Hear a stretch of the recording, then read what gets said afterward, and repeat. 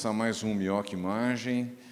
Um caso muito interessante, ele não é tão desafiador em termos de diagnóstico, mas ele é muito rico em termos de ensinamento, de uso de métodos diagnósticos, de uso de conhecimento, de como as coisas evoluem, de como a gente pode tratar melhor esses pacientes. Como sempre, eu tenho ao meu lado a nossa inspiradora e líder, a doutora Edileide, que fez um curso sensacional de amiloidose. Quem perdeu tem que torcer para o ano que vem chegar logo, né, Edileide, para poder ver. É verdade. Eu gostei, pelo menos tenho conflito de interesse, mas eu achei muito legal o curso do sábado, né? Todo mundo gostou também, quem participou, mas foi realmente um curso bem interessante, né? Bem interativo, divertido, eu acho que foi bacana. Bom, então hoje vamos ter realmente mais um caso interessante, eu acho que vai trazer bastante aprendizado para a gente. E para a gente apresentar o caso, vamos ter a doutora Ana Luísa Caldas, vai apresentar o caso. E, no final, nos 10 minutos finais, o doutor Alain Gavião vai fazer uma revisão sobre o assunto. Então, acho que podemos começar, né, Ibrahim? Vamos começar? Eu acho que sim, só quero registrar o Paul, que faz imagem aqui com a gente, cada vez mais participante, e a visita ilustre do Dr. Max, aqui hoje presente. Max. Tanto saudades da gente aí. Obrigado por ter vindo presencialmente. Vamos lá. E ainda hoje que vamos ter uma ressonância muito interessante, né? Por isso que o Dr. Max veio especialmente para isso, né? Por favor, vocês ficam já com o microfone em mãos, que vão ser solicitados. Então, podemos começar, doutora Ana? Boa tarde, meu nome é Ana Luísa, eu sou a R1 de Cardiologia da casa. Hoje eu vou apresentar a sessão do Mioca Imagem. Nosso paciente, AKT, paciente masculino, 45 anos, procedente de Taboão da Serra, São Paulo, profissão comerciante. Ele chegou para a gente em 2010, com a única queixa de palpitações esporádicas e dizia que o filho, de 7 anos, havia sido recém-diagnosticado com uma cardiopatia. De antecedentes pessoais, era hipertenso e dislipidêmico, fazia uso apenas de propranolol e simvastatina. No exame físico, nenhum sinal de hipervolemia, chamava atenção um sopro sistólico ejetivo em foco aórtico e aórtico acessório. Ele tinha uma história familiar de cardiopatia importante. Então, esse filho, diagnosticado aos 7 anos com cardiopatia e com relato de um implante de CDI e teve um choque apropriado aos 8 anos. Também tinha a mãe com diagnóstico de cardiopatia e a irmã com diagnóstico de cardiopatia. E a irmã também tinha implantado um CDI aos 30 anos, com uma pesquisa para Fabry negativo. E tinha a história de um tio-avô com morte súbita aos 40 anos. Eu acho que essa história clínica já nos leva em direção de algum diagnóstico, né? Mas o eletrocardiograma serve para atrapalhar um pouquinho, né? Acho que pode mostrar o eletro agora, depois a gente discute. Esse era o eletrocardiograma. O doutor Bruno não está aqui conosco, portanto, quem gostaria de discutir, eu vou pedir para o doutor Maicon apresentar o eletrocardiograma. Olá, boa tarde. No eletro, nós vemos aqui, primeiro, um ritmo sinusal, um PR normal. Quando a gente olha o eixo do QRS, a gente pode notar que D1 está negativo, AVF está positivo, denotando um desvio de eixo para a direita. Chama a atenção essa onda Q em D3 em AVF, que nessas derivações eu não esperaria. E de V1 a V6, a gente nota um pequeno entalhe no QRS, principalmente nessa porçãozinha da onda R. Fora isso, temos aí também uma alteração da repolarização ventricular com inversão de T em D2, D3 e AVF, uma onda T que parece plus-minus em V3, em V4. E assim, critérios clássicos de sobrecarga ventricular a gente não consegue fechar, mas essas ondas R, a amplitude da onda R em D1 e AV, ele pode sugerir um grau de sobrecarga ventricular ou pelo menos um aumento de espessura. Assim penso eu, mas esse aumento de onda R. E esse R puro em V1, Maicon, aqui você atribuiu distúrbio de condução no ramo direito, ou a sobrecarga de VD, o que você achou? Eu pensaria que seria mais uma sobrecarga do ventrículo direito, porque não me parece ter sinais de bloqueio menos de 150 milissegundos, não, menos que 120 milissegundos, desculpa. Mas em V6 tem uma onda S lentificada aqui no final, né? No atraso final de condução em V6. Doutora, o que eu costumo ver dos distúrbios, do bloqueio, tende a ser mais empastado, não tão rápido assim. Ela parece mais empastada. Alguém quer fazer algum comentário sobre o eletrocardiograma? Doutor Tito, quer fazer algum comentário, Tito? Não, eu concordo com o Michael, acho que me fala mais a favor de um aumento ali do ventrículo direito, talvez uma hipertrofia do ventrículo direito, num ritmo sinusal, não vejo como um bloqueio do ramo direito também não.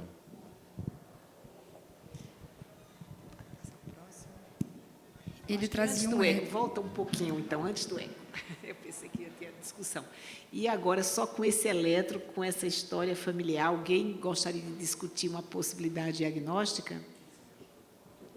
Doutora, dentro do contexto, existe uma forte sugestão de uma cardiopatia de etiologia genética, ou pelo menos de etiologia familiar. Temos uma morte súbita, temos tio, temos filho, ou seja, tem toda uma linhagem acometida e pacientes relativamente jovens. Com essa história da tia, da irmã, acho que é da irmã dele, ser afastado do Fabry, a gente começa a pensar que alguém sugeriu algum fenótipo hipertrófico na história, por isso descartar o Fabry, né? Obviamente, não é forte o suficiente para fazer o paciente não descartar o diagnóstico dele, já que é uma doença ligada ao X e, de repente, ele pode ter dado o gene doente nesse contexto. A gente não sabe. Mas, diante disso, algum grau de doença familiar, é o que eu estou pensando, sugere um fenótipo de hipertrofia, já que pesquisaram o Fabry para a irmã, e o QRS, com esse entalhezinho, essa alteração do eletro, sugere que, de fato, ele tem alguma cardiopatia de caráter mais estrutural. Assim eu imagino eu. E eu pergunto, você com essa história, esse eletro, você já, por exemplo, exclui displasia ritmogênica, cardiopatia ritmogênica, tem morte súbita, tem muita morte súbita na família dele, né? Você excluiria isso e levaria mesmo para esse lado das doenças mais estruturais, tipo cardiomiopatias com aumento de espessura ou não?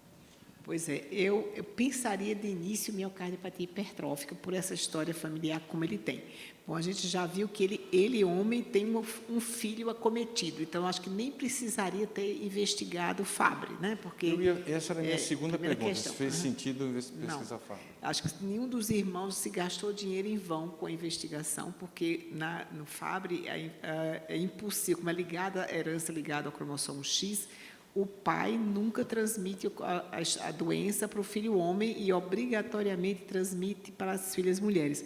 Então, se ele tem um filho acometido e ele doente, então essa doença familiar não é Fabry. É a única coisa que eu acho que eu posso dizer aqui até agora é que não é doença de Fabry.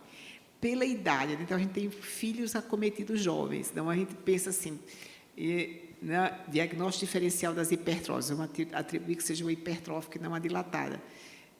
Muito jovem, bebezinho, a gente pensa em POMP, um pouquinho mais velho, a gente pensa em Danon, né? Danon e ataxia de Friedreich, que não tem história de ataxia aqui, né? Adolescente, a gente já pensa um pouquinho mais em Fabry, mas ainda sem muita hipertrofia ventricular. Então, eu ficaria aqui com o diagnóstico por essa história toda, de se não tiver disfunção sistólica, não tiver só o VD acometido, pensaria mais em hipertrófica mesmo. Agora, displasia de VD, você me fez uma pergunta interessante, né? Veja que ele tem uma sobrecarga de ventrículo direito. De ventrículo moço, direito, né? pois é. E a gente pode ter uma displasia familiar, né? Tem síndromes associadas. Eu acho que não poderia descartar de forma alguma. Não sei se alguém tem uma ideia diferente. Antes do eco, Tito, você descartaria, não? Olha, eu, em hipótese nenhuma, descartaria, né? Eu não lembro se essa parte hereditária da displasia do ventrículo direito, como funciona muito bem, não vejo estar relacionado a algum exercício. Tem homens e mulheres, a gente sabe que é mais associado a homem, mas eu não poderia descartar, ainda mais com a hipótese de uma hipertrofia do ventrículo direito, que não é um achado tão comum, pensando na outra causa que a gente imagina que seja, né? Pois é, e eu fico pensando também, outra coisa que a Edileide já comentou, e que o Michael tinha chamado a atenção antes, na verdade, por que é que alguém pensou em Fabry nessa moça que se já tinha história do tio-avô, né? Porque se fosse só história, o filho nasceu depois, tal, mas já tinha história do tio-avô, enfim, não é uma história que lembra muito Fabry, né, Edileide? Não era o caminho principal para se tiver, como você comentou, que hoje em dia a gente tem que pensar muito em custo também, no custo de estudo genético, não seria o lugar melhor para gastar dinheiro, né?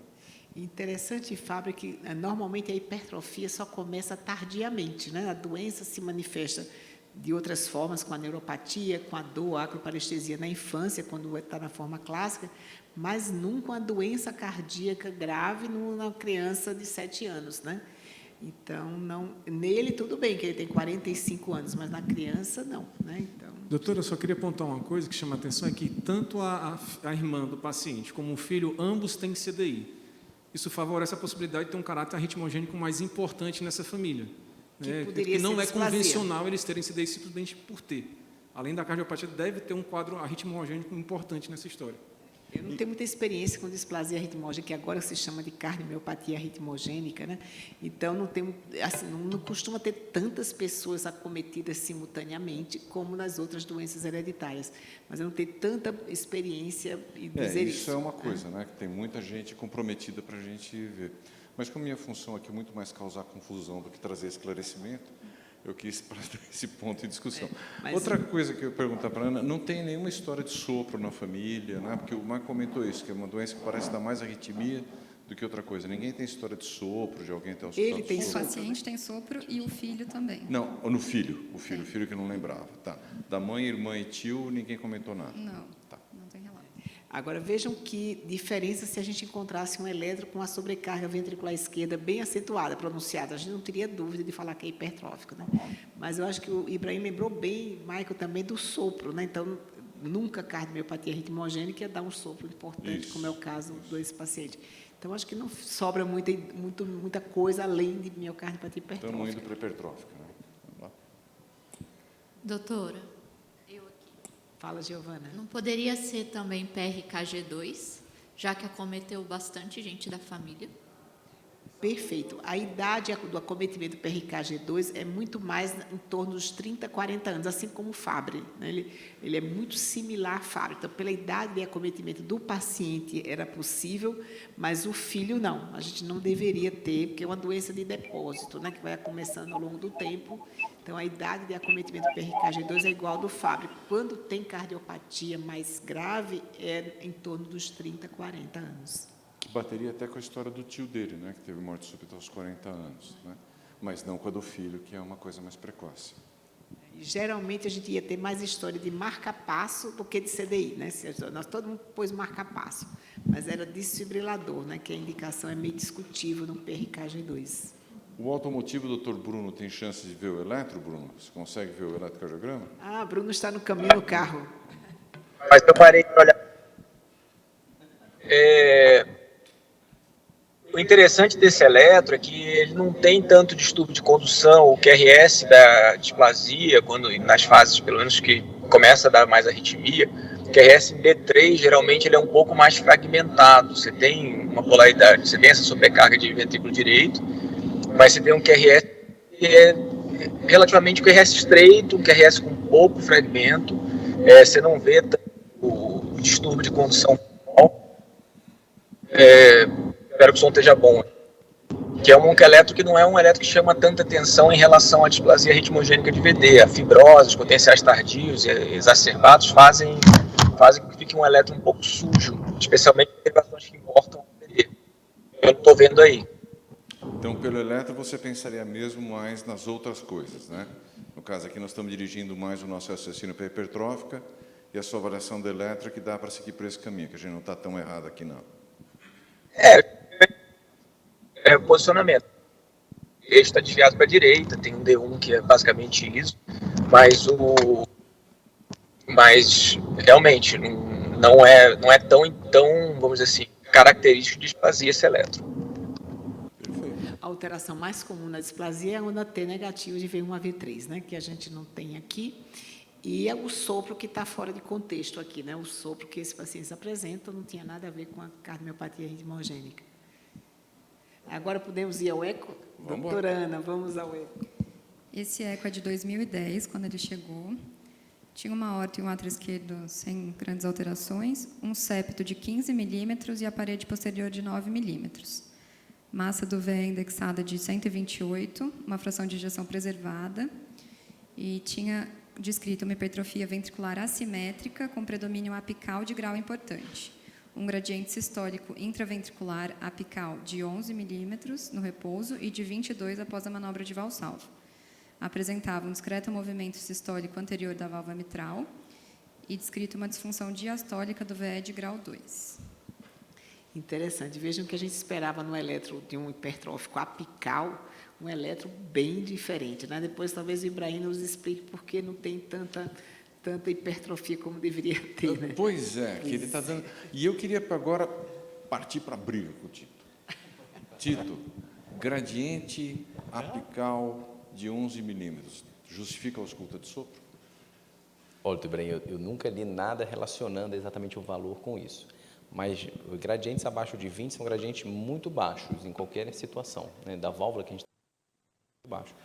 Então, tem a impressão, talvez, de valsalva acima de 20 ali, tem alguma relação com sopro, mas esse em repouso, com certeza, não seria fácil de auscultar.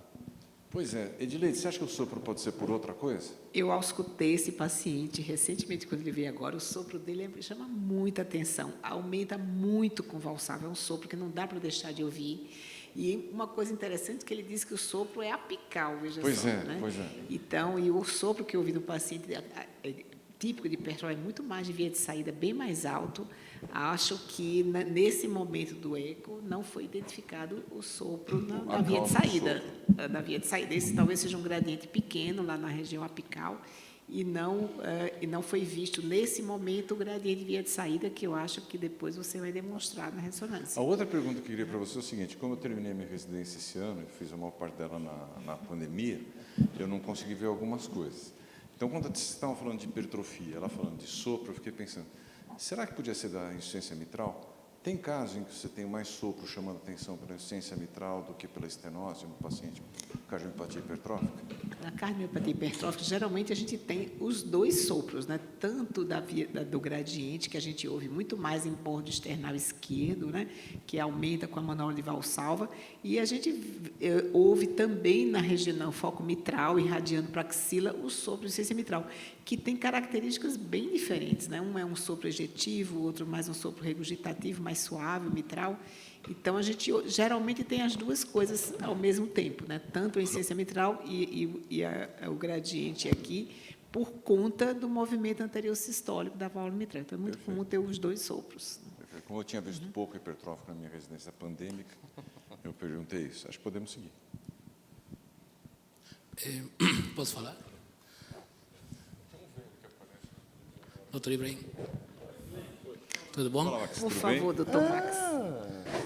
Então, justamente falando de CMH, né, um dos critérios também da imagem é justamente acomete a válvula mitral, né, o alongamento da cordoária com o tendão da válvula posterior é maior a 30 e do anterior é maior a 30 e do posterior é maior a 17, né?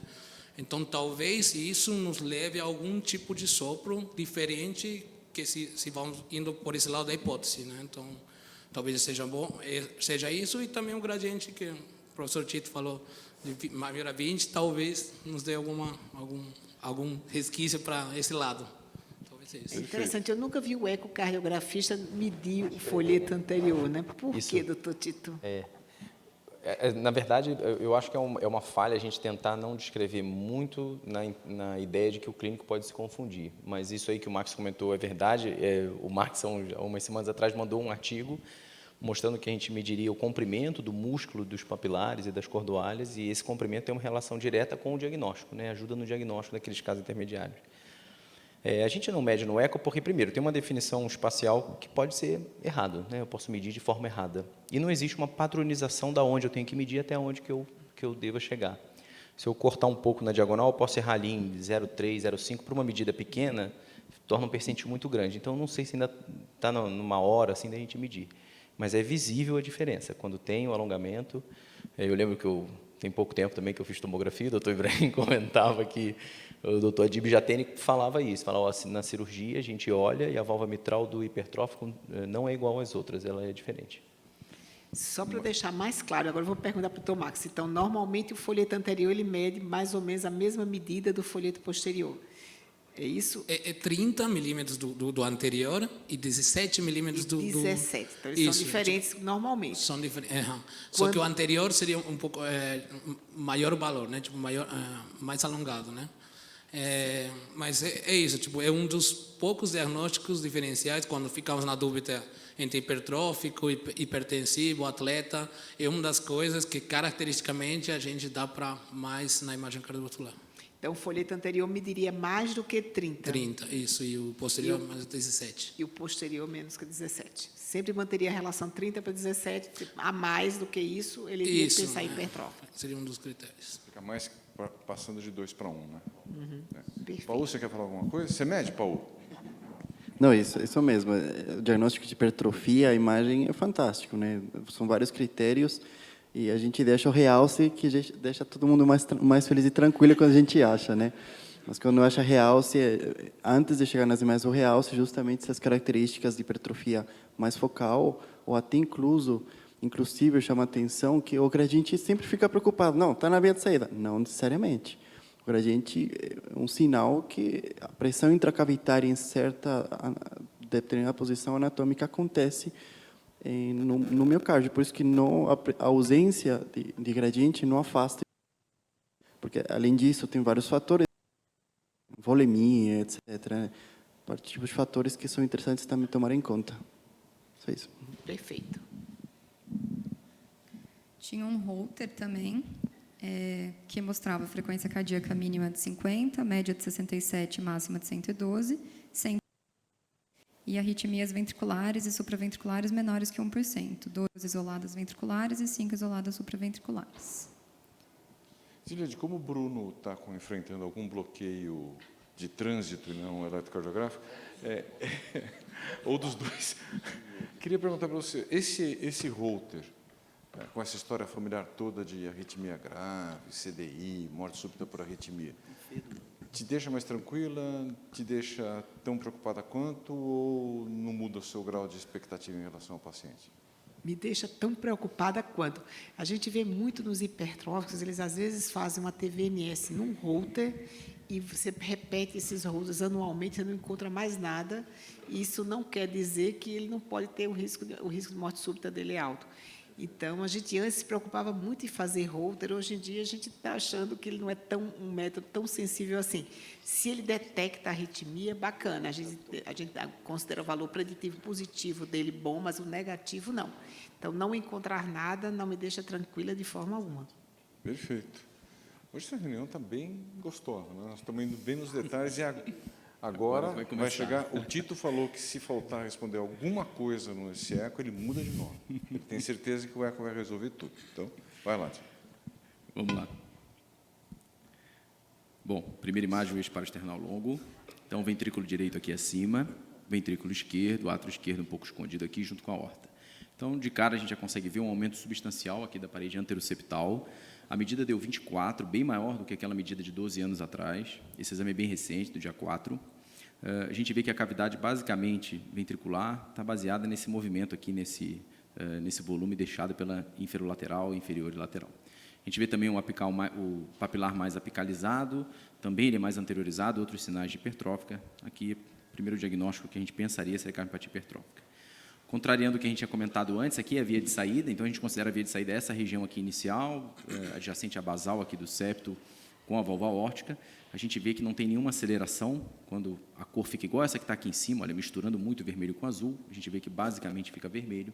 Nessa topografia, a gente não vê aceleração nesse momento, como a gente sempre comenta, né? Às vezes o gradiente na via de saída sofre algumas alterações, como o Paulo falou, pela volemia, frequência cardíaca e outras características. Aqui um eixo curto do ventrículo esquerdo, então eu consigo ir desde a base do ventrículo esquerdo, eu vejo que inferoseptal, inferior e inferolateral praticamente livres desse aumento de espessura e todo o resto do ventrículo com aumento da espessura. Seguindo um pouquinho para o terço médio, novamente os papilares, nem tanto girado o papilar, mas eu tenho um aumento do papilar, principalmente esse mais anterior, um aumento expressivo da espessura aqui já do septo. Indo mais para o ápice, eu vejo ainda um aumento maior dessa espessura. E fazendo uma janela um pouquinho de eixo curto, mas um pouco mais focada no ventrículo direito, eu vejo a tal da hipertrofia do ventrículo direito que a gente viu no eletro. Então, é um caso de acometimento biventricular, pelo menos ao eco, me parece que tem um acometimento até bastante extenso no ventrículo direito. Mais uma vez, uma visão apical, as câmaras esquerdas aqui, a saída da válvula aórtica. De novo, a cor basicamente azul, mostrando que está descendo o sangue sem nenhuma alteração de velocidade nesse momento. A gente não conseguiu ver nenhum gradiente nesse paciente no momento do exame. Aqui, duas câmaras, Então, eu vejo que a aceleração ou está azul ou está vermelho, dependendo da direção do sangue, mas sem um aliasing novamente, não consegui ver nenhum gradiente dentro do ventrículo, todo gradiente é dentro do ventrículo, e nenhum médio ventricular, que são esses fora da via de saída, que a gente costuma encontrar basicamente na região média aqui do ventrículo esquerdo. Talvez o descrito antes do ápice fosse aquele gradiente que a gente tem uma compressão do terço médio, joga um jato na direção do ápice e a gente acaba conseguindo ver isso no eco. Até aqui o exame parecia que era só isso, tem uma disfunção diastólica tipo 2, já descrita previamente, não mudou muito, uma fração de ejeção de 74%, a cavidade é muito pequena, então fica, digamos, um pouco mais fácil dessa fração ser boa, mas visivelmente eu vejo que a função está alterada, a contratilidade está alterada, a gente vai analisar isso depois. A surpresa veio quando a gente avaliou pelo método triplanar. Eu tenho 4 câmaras aqui, 3 câmaras, e nesse 2 câmaras, diferente do outro que eu mesmo tinha feito, aparece aqui o aneurisma na região apical. Então, ele tem um aneurisma no ápice do ventrículo esquerdo. Hoje em dia é muito importante esse achado, muda um pouco o prognóstico e o tratamento do paciente. Fazendo uma avaliação, de novo, do eixo curto multiplanar, só para mostrar a alteração contrátil, a gente vê que essa parede lateral contrai bem mais que a do septo, e isso bem mostrado também pela análise do strain, a vasta maioria do ventrículo direito com uma alteração de deformação. Então, apesar da fração de ejeção preservada, ele tem uma alteração da deformação, da contratilidade efetiva, bastante significativa, com o strain reduzido de 8%, um normal acima de 18%. Do ventrículo direito, a fração de ejeção é preservada, o FAC também é preservado. Então, na teoria, ele era normal. Eu não consegui fazer o strain por uma limitação do método, não tinha janela, então não consigo dar as mesmas informações do ventrículo esquerdo. Mas, aparentemente, funciona muito bem o ventrículo direito. E, como curiosidade, só no final, esse paciente tem 2 filhos, esse é um deles. Então, esse filho, sim, tem uma aceleração. Vocês vão ver aqui a aceleração na via de saída, bastante hipertrofia, os papilares apicalizados aqui, o que facilita. Tem o movimento anterior sistólico da mitral, vocês veem que em sístole, a mitral, para estar fechada, encosta no septo, né? Tem esse movimento aqui no escurso também, um gradiente acima de 100, médio na via de saída. Então, esse sim tem um gradiente bastante importante, é o filho que recebeu o CDI na história. E o outro filho, absolutamente normal, sem nenhuma alteração. Todas as paredes normais, contratilidade normal, o strain também era normal, não tem aumento em local nenhum. Só isso. Tito, peraí, antes de você voltar, então, resume para nós quais as principais diferenças entre o seu eco e aquele que estava descrito antes. Boa. A impressão que eu tenho é que ele teve um aumento da espessura, diferentemente do esperado. Apesar do aumento da espessura, a gente não tem o aparecimento do gradiente no momento que eu fiz o exame. A frequência cardíaca dele era bem reduzida, proporcional ao que a gente encontra, de 68, 70, então pode ser que isso dificulte, mas não tinha gradiente. Tem descrito o aneurisma, que não estava descrito antes, no eco também. Um aumento discreto do átrio, que não tinha. Então, basicamente, são essas. A hipertrofia do ventrículo direito, eu tenho a impressão que deve ter sido difícil antes de ter sido avaliada. Não é tão simples de você ver. Como a gente procurou muito, acabou achando. Você tem que estar procurando, né? Tem que estar procurando. Não é uma coisa simples, né? O exame, cada vez mais, tem que ser mais detalhado. E quanto tempo de intervalo entre aquele eco e esse? 12 anos. Então, essas alterações poderiam ter acontecido mesmo, né? Poderiam. Principalmente o aumento do átrio esquerdo, o aumento de espessura está no programa. E o né? aneurisma Só de ter esse o aumento, aneurisma também, né? só de ter esse aumento substancial do septo, né, da má, não é só do septo, mas do ventrículo esquerdo, acredito que possa ter aumentado do lado direito também. Perfeito. O Tito, você acha que é possível o aneurisma não ter sido visto no primeiro eco, porque que é difícil ver mesmo, a ponta é mal avaliada, os aparelhos de eco do passado não eram tão bons, e depende um pouco da angulação que você dá no transdutor para ver o aneurisma, não é? E 12 anos atrás o Tito não fazia eco, isso também é um fator. Pior é que fazia. Não fazia. Na verdade, eu mesmo não vi, né? Aqui eu faço culpa minha aqui. A gente tem aqui a imagem. Aqui eu não consigo ver, 2 câmeras, olha, 4 câmeras, eu não consigo ver a imagem. Digamos que por um certo capricho, um pouco de sorte, no mesmo paciente eu acabei vendo. Se for pequeno, pode passar despercebido? Pode passar, com certeza. Não acontece aqui no Dante, mas a classificação em chamar de aneurisma, de cinesia, ser muito pequena, a pessoa ignorar um pouco e não colocar no laudo, também acontece. Né? Na vida real, real life, como o Dr. Gun comenta, né?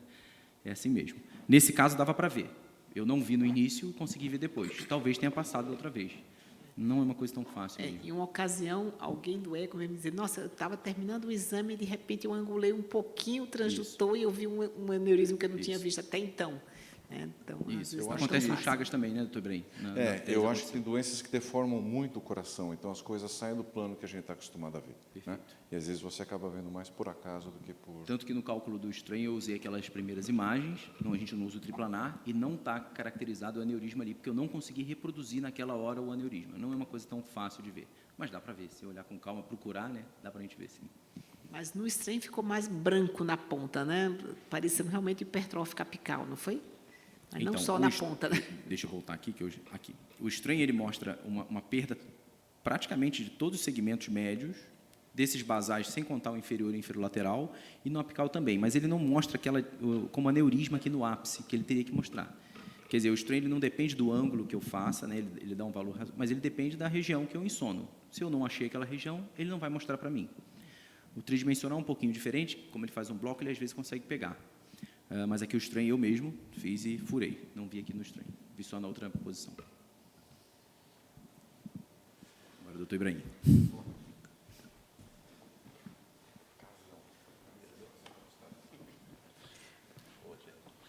Muito bom. Além de eu habitualmente gostar muito dessas reuniões, esse caso em especial vai nos permitir ver alguns aspectos, porque esse paciente teve uma dor precordial e procurou o serviço de emergência. E aí foi pedido uma tomo. Então, nós vamos ter tomografia e ressonância do mesmo paciente, vendo alguns aspectos que dá para ver pelos dois, qual que a gente vê melhor, e algumas imagens que até que eu achei bonitinhas. Vamos começar pelas imagens axiais do tórax, esse é o exame da tomografia. Para quem não está habituado, é a tomografia, porque a gente vê o osso está branco, na ressonância o osso apareceria preto. Esses cortes axiais que vão descendo, a aorta ascendente, descendente, tronco da pulmonar, pulmonar esquerda, pulmonar direita, veia cava. À medida que nós vamos nos aproximando do tórax, do coração, a gente vê ali o plano das coronárias, vai começar a observar, olha, tem muita massa e tem muita massa no ventrículo direito também. Olha a espessura miocárdica aumentada, algumas criptas, como só aconteceu nesses pacientes, parede lateral bem mais fina, a hipertrofia muito acentuada no septo, e aqui a gente começa a perceber o ponto onde provavelmente tem aquele gradiente e essa sobra de contraste distal. Então, aí a gente já tem algumas informações diagnósticas, a gente começa a olhar as coronárias e ver que elas não têm obstruções, mas isso é uma coisa que a gente comenta pouco, formalmente, né, Max? Mas o Paulo e eu, a gente está acostumado a ver muito alterações peculiares de coronárias quando a pessoa tem cardiomiopatia hipertrófica, por exemplo, algum ramo, né, Tito, muito vicariante, alguma coisa por onde o fluxo está passando mais. Olhando, fazendo um eixo curto a partir da tomografia, olha o aumento da espessura, vou até passar de novo, que é bastante peculiar. Vejam esse aumento de espessura, ele começa maior na parede lateral, depois ele vai pegando mais o septo, olha lá, e aí vai ficando, e tem essa sobra aqui na ponta, sobrinha meio escura, e aqui embaixo a gente já vê essa imagem que se lembra a presença desse pequeno aneurisma. Olha como, eu fiz aquela pergunta, porque eu já tinha a colinha, né? Então, realmente é uma questão de angulação, né, Tito? Se você tem a angulação padrão, olha, esse aqui é o átrio esquerdo, esse aqui é o ventrículo esquerdo, esse é o folheto posterior, esse é o folheto anterior. É interessante, Max, que ele tinha alongamento dos dois. O folheto anterior media 39, mas o folheto posterior media 25. Esse é um caso, uma situação que não é sempre que a gente encontra. E aqui não tem obstáculo na via de saída, mesmo essa imagem aqui está feita exatamente para a gente ver que ele não tem aquele SAM clássico, e dependendo do ângulo que eu fizer, eu não vejo o aneurisma. Se eu cortar um pouco mais para lá, eu vejo. Com o objetivo desse primeiro exame foram as coronárias, aqui elas estão, de novo, alguns ramos vicariantes, um tronco de coronária muito curto, virtualmente ausente, a dominância à esquerda. Vejam aqui a ampliação, esse tronco bastante curto, e esses ramos vicariantes, como a gente já comentou. E à direita de quem olha, a gente tem uma imagem do átrio esquerdo aumentado, olha o volume do apêndice atrial esquerdo, as artérias coronárias, e aqui a imagem daquele primeiro aneurisma. Aí eu fiz uma imagenzinha, que não é sempre que a gente faz, em que a gente tem a relação da coronária com a hipertrofia, até para que vocês tenham uma noção espacial. Eu achei que ficou bonitinho até. Vocês olham aqui a coronária direita, a coronária esquerda, aqui a região da espessura, e veja para onde vem a artéria descendente anterior e para onde vem esse subramo medial, que toda DA tem, dificilmente ela é aumentada. O que eu achei interessante fazer essa imagem, além de gostar dessa sobreposição de cor e cinza, eu achei interessante poder mostrar por que esse ramo está tão vicariante, porque é ele que vem para cá, para essa região do septo, onde está a maior espessura. Quem estava no console no momento pensou em fazer também um realce tardio por tomografia. O realce tardio está aqui feito. O músculo normal é o verde, os realces são os amarelos, então ele mostrou um pouco de realce. E é bastante interessante para a gente ver. Nós vimos a anatomia, acho que todo mundo vai perceber que a anatomia é muito bem vista pela tomografia do que pela ressonância. Mas o realce nós vamos ver a ressonância ver melhor. Então, aqui foi para a ressonância foi feita alguns dias depois da tomografia. Vejam aqui o aumento da espessura da parede anterior. A gente nota que essa é a região do gradiente, aqui com algum turbilhonamento na via de saída, e aqui a presença da neurismia mais nitidamente formada com essas áreas escuras. Notem que nós fazemos aqui a cine depois do contraste, já tem áreas de realce precoce. Mas notem também que existe hipertrofia do ventrículo direito, como se percebe aqui, até o septo também aumentado para o lado do ventrículo direito. Faz parte do nosso protocolo fazer as imagens sensíveis à água, e a gente percebe a imagem compatível com a presença de edema. Olha, parede lateral alta, parede inferior, inferoapical e a porção do septo também. Então, provavelmente, existe alguma perda em andamento nesse paciente, e por isso que ele sentiu precordialgia. A cine mostra essa mais apical, essa mais basal, mostra essa contração vigorosa, já mostra aquele realce precoce que a gente havia comentado antes, situado no septo, mas situado também em outras situações.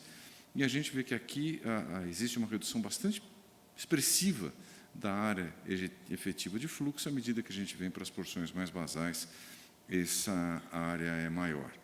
Vamos então para as imagens de perfusão.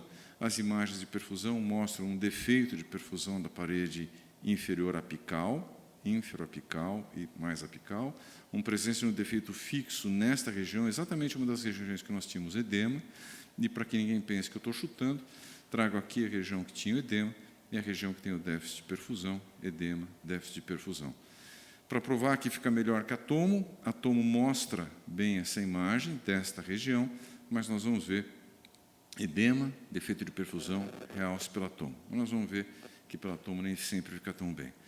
Imagem eixo curto, perdão, em 3 câmaras, mostrando a zona de maior gradiente, com o turbilhonamento logo aqui acima, que deve ser desse sopro que os ouvidos estereofônicos da doutora Edilide conseguiram detectar, a presença de criptas e de realce precoce, e aqui a grande extensão do realce. Então, olha como a gente vê muito mais fibrose, a tomo até identifica, mas não tem como comparar a capacidade da tomografia e da ressonância em mostrar a presença de realce tardio, né, que pega essa imagem clássica, essas duas aqui são as imagens clássicas da hipertrófica, realce meso para transmural, nas zonas em que o ventrículo direito e o esquerdo se encontram, né, mas ele tem uma extensa fibrose apical. Tem fibrose também em regiões mais proximais. Aqui eu trago a imagem de edema, do déficit de perfusão, do realce pela ressonância, e aqui, depois que a gente vê esse realce, a gente não vê déficit de perfusão aqui, mas vê um pouquinho de edema nessa região. Olha como pela tomografia a gente vê pior, olha como pela ressonância a gente vê melhor. E para encerrar, aqui se nota nos cortes 4 câmaras, um acentuado realce de ápice. Então, aquele aneurisma é consequência da presença de fibrose, e a gente aqui também consegue, nessas imagens, ver melhor a hipertrofia ventricular direita. Achei que até que ficou bonitinho dessa vez. Ibrahim, deixa eu lhe fazer uma pergunta. Normalmente, na cardiomiopatia hipertrófica e nas outras miocardiopatias, a gente vê o realce muito mais tênue, né? Pequenininho. Aqui, nesse caso, e a gente diz assim, é diferente quando a gente vê no infarto, que muitas células juntas morreram, e a gente vê um realce muito branco, né, que chama atenção. Esse caso é um caso hipertrófico e na ponta tem muita fibrose. Tem que olhar de óculos escuros, né? Sim, é por isso que eu trouxe as imagens de edema, porque nesse paciente está acontecendo um processo agora parecido com o que a gente tem no infarto. Tem alguma coisa acontecendo, ele tem edema naquela região, e quando a gente tem edema, o gadolínio espalha mais e fica mais intenso o realce do que quando a gente não tem edema. Não existem ainda números para a gente quantificar, não é uma coisa escrita, mas é uma coisa que a gente, fazendo a análise dos casos, a gente percebe. A outra questão que eu esqueci de dizer é que esse paciente tem bastante fibrose miocárdica. Ele tem, acho que 18%, se não me falha a memória, de fibrose miocárdica. Então, é muito extensa, mas alguma coisa está acontecendo nesse momento por isso que aqui a gente tem edema e fica mais brilhante. Por isso que eu mostrei aquela imagem onde, mesmo sem ter defeito de perfusão, ali perto de onde o ventrículo direito encontra o esquerdo, tinha aquela região de edema e tinha o realce, e todos eles bastante brilhantes. Mas houve uma grande perda de fibras, assim, localizadas num ponto próximo, né? Simultaneamente, isso lembra muito o infarto. Aí não poderia falar de um infarto não coronariano, aqui, um tipo 2, nesse paciente? Pode, porque do ponto de vista, isso que você está comentando é absolutamente verdadeiro. Do ponto de vista de imagem, a gente vê que é o mesmo processo que está acontecendo por trás. E está sendo muito descrito esse infarto apical, né? Está havendo um infarto não por lesão obstrutiva coronária, e a gente já viu que ele estava tão isquêmico que ele parece que aumentou a circulação naquele local. Né? E talvez por isso o eletro não mostrasse tanta hipertrofia, porque já houve uma grande perda de fibras ali. O que vocês acham disso? Eu só acho um pouco estranho a gente também não ter um eletro sugestivo de fibrose naquela região, né? A gente não tem, por exemplo, inversão da onda T ou alguma alteração do QRS. Talvez proporcional à massa muscular que ele tem, aquela fibrose tenha sido abafada. No ápice, a gente tem que ver que ele é pequeno, aquela região, né, doutor Breno? É muito fino ali, é muito delgado aquele músculo. Então, apesar de ter muita fibrose no ápice, proporcionalmente ao resto do ventrículo, talvez seja mais difícil por causa disso. Mais difícil de achar no eletro. E o resto é um achado bem comum de hipertrófica clássica, assim, né? Acho que é bem clássico. Vocês concordam que ele transformou de um hipertrófico apical num paciente com infarto apical e um aneurisma? É um paciente com infarto tipo 2, hipertrófico, exatamente. No caso, mais no ápice, mas não só no ápice. Alguém que está nos assistindo remotamente quer fazer algum comentário? É só abrir o seu microfone e fazer algum comentário, por favor. Enquanto alguém remota nos responde, vamos ouvir o doutor Paulo, que está presencial. Sim, só em questão um pouquinho do realce tardio, é interessante falar assim, muitas vezes no setor, a gente vê um padrão um pouquinho mais intersticial, mesmo hipertróficos, que não chama atenção, que brilha menos, como a doutora Edilete falou. E aí, até para quantificar, é um pouquinho mais difícil, justamente porque uma doença, que a gente está tirando uma foto da doença em determinado estágio, quando vai evoluindo, essa fibrose vai ficando um pouquinho mais branca, mais chamativa, que lembra muito o infarto. Então, esse processo evolutivo vai acontecendo ao longo do tempo e a gente consegue enxergar isso no método. Tem casos que tem uma hipertrofia brutal e parece que não tem edema. Com certeza, a avaliação de volume extracelular ia ser alterada, determinada por outros métodos que a gente tem. Então, isso é uma foto que a gente enxerga em determinado ponto da doença e parece que acometeu um pouquinho mais forte na porção apical, que a injúria, nesse sentido, para o oferta, consumo, demanda, acabou atingindo muito mais essa parte, por isso que o realce fica um pouquinho mais chamativo aí, mas é isso aí. A ponta seria o local mais sensível, vamos dizer assim, do músculo, né, do coração. No qual a oferta e a demanda aconteceu mais A inferolateral forte, também, né? No Chagas segue uma lógica semelhante, então a parede inferolateral mais basal e a região apical tem uma rarefação de vascularização na maioria da população, e aí qualquer agressão fica mais sensível nessa região. E ele ainda tem aumento do gradiente, né, aumento da pressão, diferença de gradiente, isso também facilita para essa formação. Perfeito. Vamos seguir, doutora? Vamos. Esse paciente esteve em consulta com a gente na semana passada, dizia-se assintomático cardiovascular, mas diante dessa alta carga fibrótica na ressonância, essa história familiar com morte súbita aos 40 anos e um aneurisma apical, a dúvida era se deveríamos indicar um CDI como prevenção primária. A gente jogou na calculadora de risco da Sociedade Europeia e ela dizia que não era indicado, veio um risco baixo. Já quando a gente joga na diretriz americana, já leva em conta a presença de aneurisma apical e o realce tardio maior do que 15% na ressonância. Então, o CDI seria uma indicação razoável, 2B. Perfeito. Vejam que as diretrizes de indicação de CDI americana versus europeia, né, estão aí sendo contraditórias uma em relação à outra, né? A gente sabe que a europeia já está desatualizada, né, pela data dela, de 2014, e a americana é bem mais recente, mas surgiram dois fatores de risco que não foram contemplados, por isso que deu uma indicação não indicação pela europeia e uma indicação pela americana. Então, a americana incluiu o aneurisma de ponta, que não estava na antiga diretriz, incluiu também uma queda da fração de ejeção, que esse paciente não tem, mas seria um fator a mais, mas ele tem o aneurisma de ponta, mas tem a história de morte, também com relação à idade da morte súbita, né? Na diretriz europeia era menor do que 40 anos, mas na americana ele ampliou um pouco mais, né? Muito bem, passou para 50 anos em vez de 40. Uma dúvida, doutora, assim, em relação à questão fisiopatológica do hipertrófico mesmo, que acabou até entrando na diretriz, a questão do aneurisma apical. Uma questão fisiopatológica, esse aumento das pressões intracavitárias acaba dessavando, talvez, para a ponta? É isso que acontece realmente? Que a gente vê que um estágio final também na doença, né, doutora?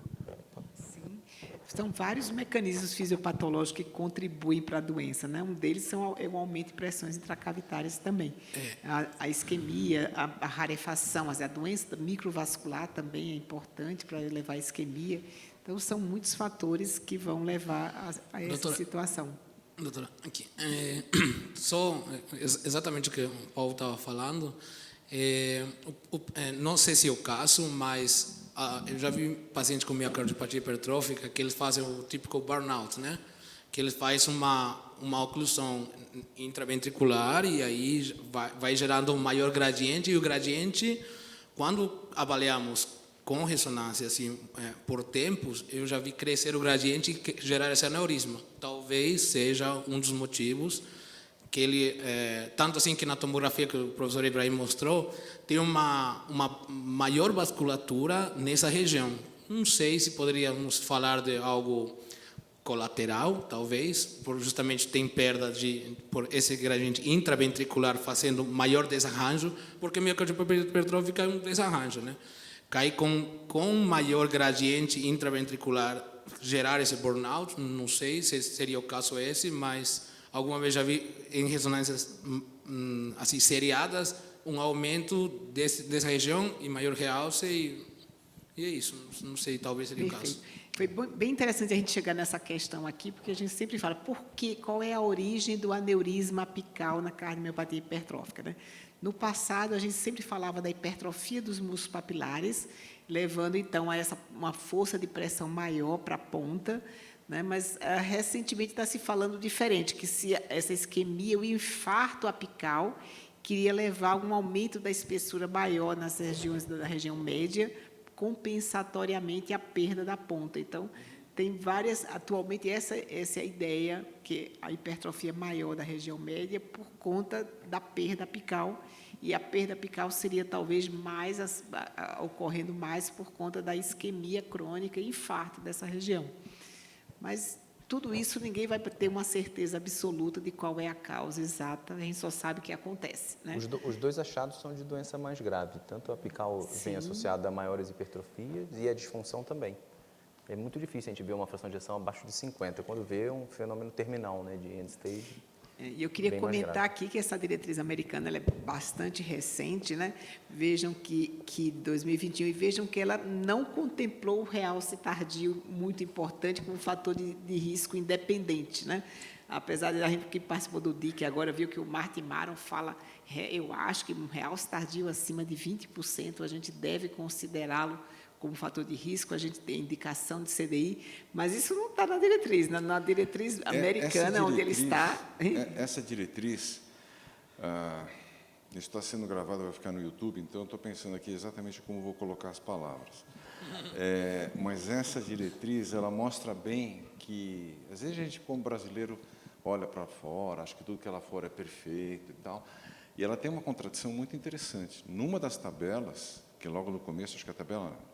Logo de entrada, ela dá que extenso realce pela ressonância é critério de pior prognóstico, mas não bate o martelo em 15%. A mesma diretriz, algumas tabelas para frente, diz que 15% é. Então, as pessoas que leem ficam confusas, a gente também, e eu vou ser muito sincero, eu acho que esses números...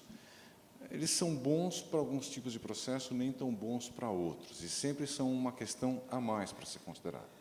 Esse paciente, se nós formos lembrar do padrão de imagem, ele tem realce em diferentes regiões.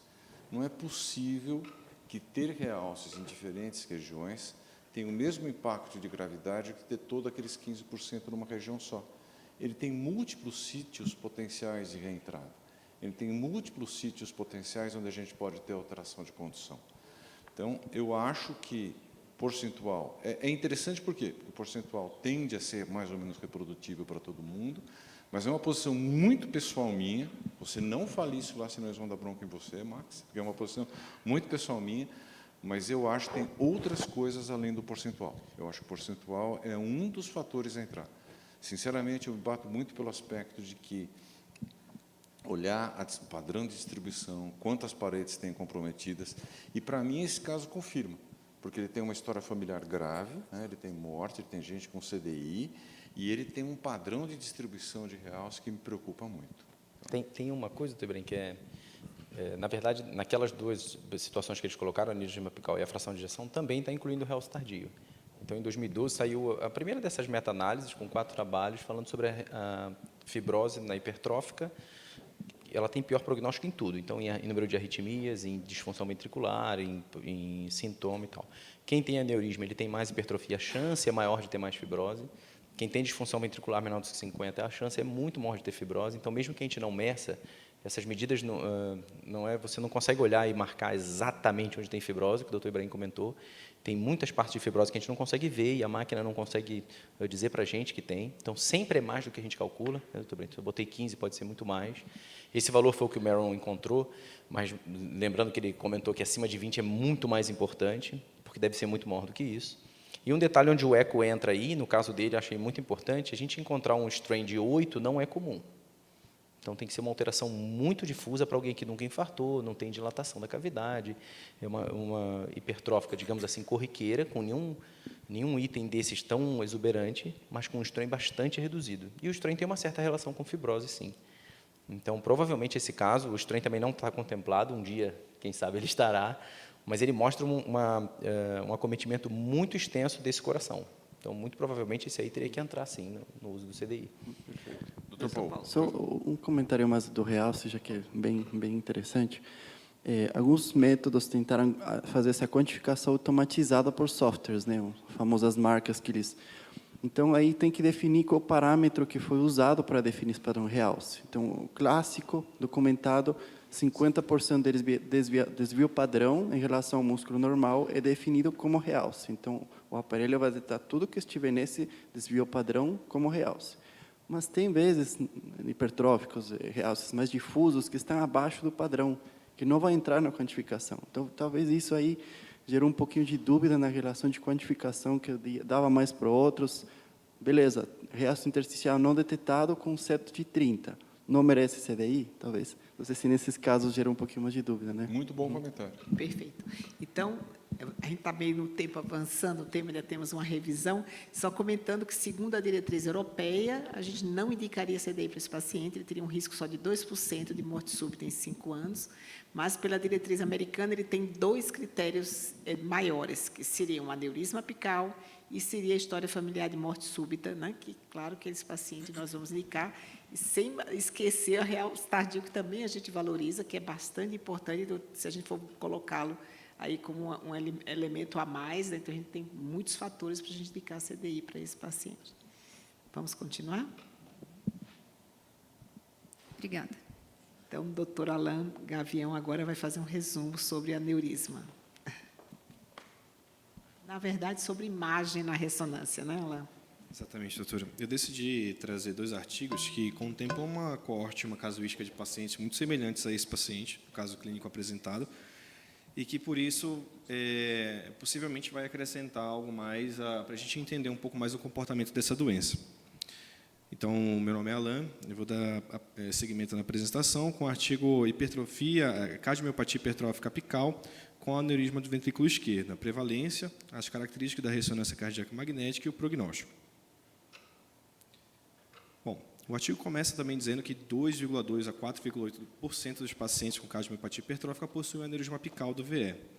Isso realmente é algo que chama atenção por ser uma condição rara, associada com eventos cardiovasculares, geralmente com morte súbita, o AVCI cardioembólico, a insuficiência cardíaca, E esse aneurisma apical, né, e o tipo de cardiomiopatia hipertrófica apical, geralmente acomete 25% dos pacientes que têm cardiomiopatia hipertrófica são asiáticos e 1 a 10% não asiáticos. Lembrando que o paciente referido no caso clínico, né, era asiático também. Nesse estudo, os indivíduos tinham cardiomiopatia hipertrófica de predomínio apical. Foi evidenciado em 1.332 pacientes na coorte deles estudados num período de 2010 até 2018. Desses, 2,3%, cerca de 31%, cerca de 31 pacientes dessa casuística apresentavam aneurisma apical do ventrículo esquerdo. Eles fizeram um tipo de estudo retrospectivo, do tipo caso controle, em que foi comparado pareadamente, né, com um grupo controle que não possuía o aneurisma apical. Desses pacientes com o aneurisma e com o tipo de cardiomiopatia hipertrófica apical, foi visto um tipo puro e um tipo misto. Eu vou apresentar um pouco mais aqui nessa imagem, que a gente consegue ver que o tipo puro, a hipertrofia era predominantemente limitada ao segmento apical do ventrículo esquerdo, e o tipo misto já conseguia subir um pouco mais ali para a linha da inserção dos músculos papilares. Na ressonância cardíaca, a gente consegue também identificar isso. O tipo puro, aqui na região dos segmentos apicais, e o tipo misto, em que a gente consegue também ver um aumento da massa do ventrículo esquerdo subindo a linha da inserção dos músculos papilares. Aqui na ressonância cardíaca, a gente consegue ver o aneurisma apical, né, e a presença do realce tardio, também identificado pela ressonância. A ventriculografia esquerda mostra o aneurisma apical e a coronária do paciente, principalmente a descendente anterior, que está responsável pela irrigação da região apical, está normal. Isso é importante porque não é só um déficit de isquemia do tipo coronariano obstrutivo, macro, né? Existe também um déficit microvascular e uma disfunção microvascular que justifica a formação desses aneurismas. Então, o desfecho primário do estudo foi estudar o objetivo de composto morte cardiovascular, progressão da insuficiência cardíaca, o AVC e tromboembólico, as intervenções apropriadas do CDI para TV ou FV e o surgimento de nova FA. A casuística, eu vou apresentar dos 31 pacientes, porque não houve diferença entre os grupos, era a maioria do sexo masculino, de 53 anos. Desses pacientes, 80% apresentavam dor torácica e 29% com palpitação. A maioria ali se encontrava em classe funcional 2 e 3 e tinham, em 10% dos casos, história familiar de miocardiopatia hipertrófica. Em relação às características ecocardiográficas e os achados da ressonância, houve diferença, né, entre os grupos, principalmente do tipo puro e do tipo misto. Aqui na região do P1, a comparação entre o puro e o misto, e o P2, a comparação entre o tipo que tinha o aneurisma e o tipo que não tinha o aneurisma. Então, aqui a gente observa aqui a massa, né, a máxima espessura da parede do ventrículo esquerdo era maior no subtipo misto.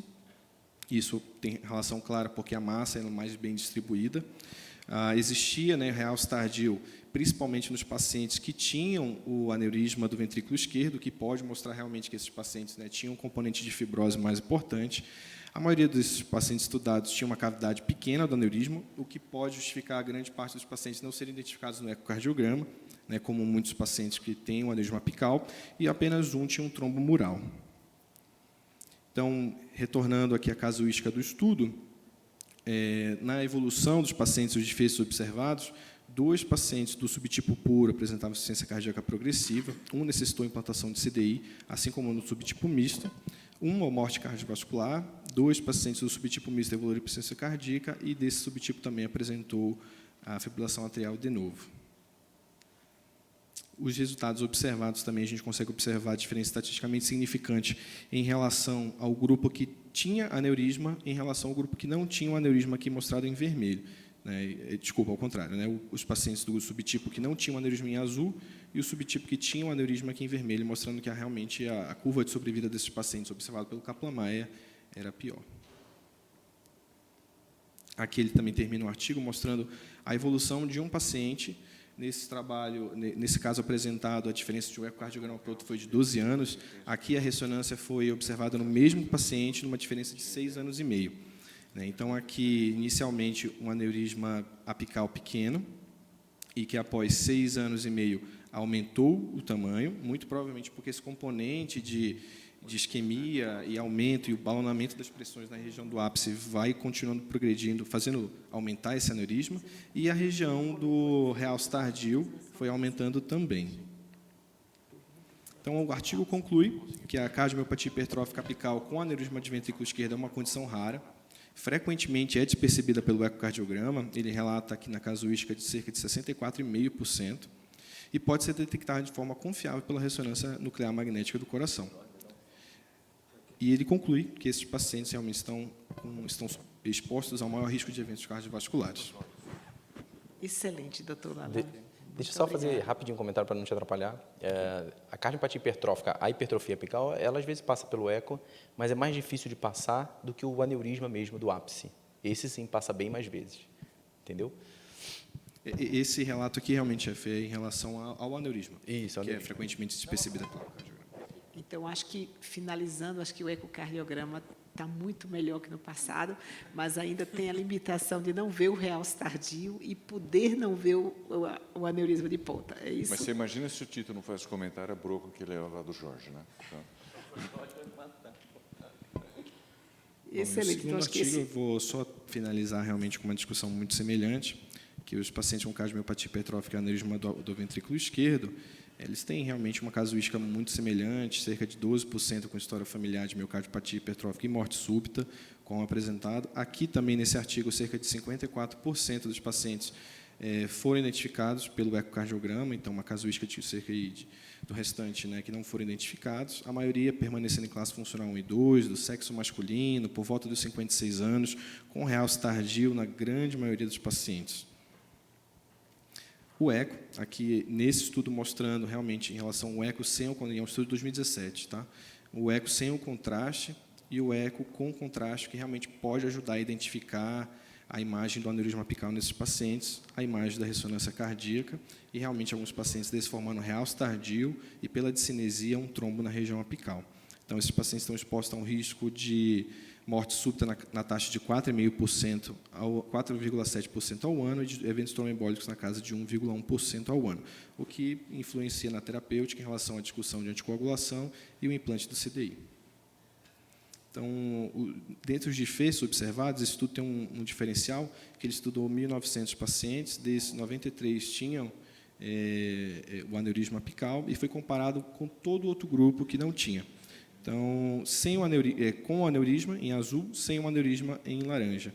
E aqui, realmente, os eventos adversos relatados cardiovasculares foi muito maior no grupo com aneurisma e, principalmente, os eventos arrítmicos, o que é o caso que vem sendo discutido agora para implante do CDI, mostrando a curva de Kaplan-Meier na sobrevida desses pacientes. Os pacientes com aneurisma realmente perdem bastante. E a conclusão do artigo mostra que a cardiomiopatia hipertrófica com aneurisma apical é um subgrupo de maior risco de eventos adversos, principalmente arrítmicos, tromboembólicos e IC terminal. A taxa de morte súbita varia na casa dos 5%, o que representa um marcador de risco na cardiomiopatia hipertrófica, até por isso aparece agora na diretriz americana, e é necessário uma alta suspeição, uma vez que são relativamente raros, lembrando da casuística entre 2,2% e 4,8%, e que pode ser identificado principalmente pela ressonância cardíaca e o eco transtorácico com contraste. As complicações são efetivamente tratáveis com arsenal contemporâneo, como CDI, anticoagulação e drogas antiarrítmicas. Obrigado. Excelente. Super obrigada, Alan. Eu queria fazer um comentário para quem acompanha essa sessão presencialmente e virtualmente. Pode ver coisas que são publicadas, às vezes, em grandes revistas, e é um problema brasileiro, né? A gente meio que intuitivamente vê isso, a gente tem volume para chegar nessas conclusões, mas o pessoal de fora publica e a gente não. E isso, muitas das coisas estão aí. Veja que, por exemplo, a questão do aneurisma, eles valorizaram independentemente do percentual de fibrose miocárdica, e foi um preditor independente. Então, são coisas que a gente vai vendo no nosso dia a dia, que a gente sabe que trazem uma alteração do prognóstico, que a gente tem que aprender a valorizar. Aqui tem muito valor naquilo que se faz aqui. Eu queria, Edileide, agora, cumprimentar o pessoal muito, cumprimentar o doutor Bruno, que enfrentou o trânsito da cidade de São Paulo, pós-pandêmico já, está ficando ruim, e participou do carro, cumprimentar o Tito, comentar os dois residentes, sua revisão foi ótima. A doutora Ana, além de fazer uma apresentação muito boa, a gente sabe que o doutor Gisel está com o coração bem, porque parece que ele sobreviveu muito bem a essa apresentação Então, fique tranquila que as coisas estão ótimas, você garantir o coração deles está tranquilo. E, mais uma vez, Edileide, obrigado pela oportunidade de a gente mostrar como a imagem pode ajudar na condução dos casos. E essa é uma situação especial que realmente a imagem é tudo, né? Que nós clínicos não íamos poder fazer nunca o diagnóstico de um aneurisma de ponta, né? E é uma característica que a gente normalmente não é bem conhecida pelos cardiologistas. Recentemente eu ouvi alguém me perguntar, mas aneurisma existe na cardiomiopatia hipertrófica? Não, o doutor Bruno adora dizer que o meu setor de aneurisma, porque a gente tem chagas lá, agora a gente tem mais uma causa frequente de aneurisma, que é mais uma causa de aneurisma, que é a miocardiopatia hipertrófica, mas sim é uma situação que a gente deve nos alertar para um risco maior, né, desses pacientes terem eventos arrítmicos e morte súbita e indicar CDI para esses pacientes. Então, agradeço a presença de todos os dois, foram excelentes, doutor Alain, doutora Ana, parabéns, e vamos, então, trabalhar. Muito obrigada a todos.